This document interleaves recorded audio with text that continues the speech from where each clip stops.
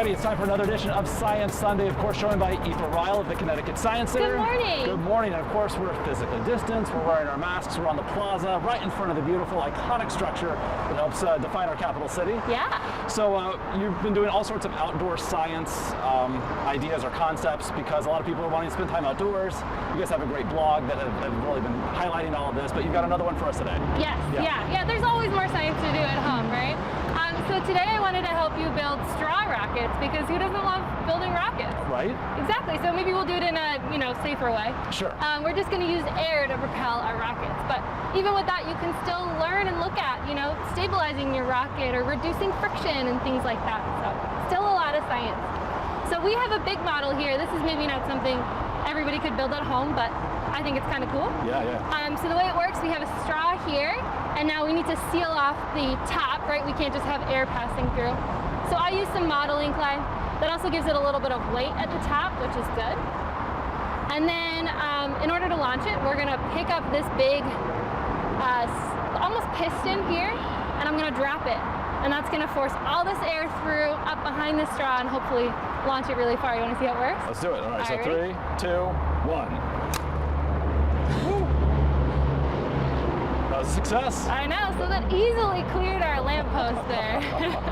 Just with the power of air. So again, like we said, this is maybe not the easiest thing in the world to do yourself at home, which is understandable. And you just let gravity go as well. Like you Yeah. just released it and went down, the air came through. Yeah. So if you gave it more force, it would have gone farther or higher. Absolutely. Yeah, and that totally goes into, being able to change some of these variables and see how it affects it. So maybe one you could build at home, we actually got from NASA. Okay. And JPL, they have this great template for a little rocket you can build. I'll link these on our blog so you can see them. But all you gotta do is cut out some paper, tape it together, and you have a little rocket. And then in order to launch it, you need some air. So all you need for that is a straw. And we're gonna put the straw in underneath. And then all you gotta do, Perfect. launch it. That's stellar. So with these, you can, change the length of them. You can change how hard you're breathing into them. You can change the fins. There's so much to try. And the angle that you're launching from too, because you've got the bendable straw. Exactly, yeah.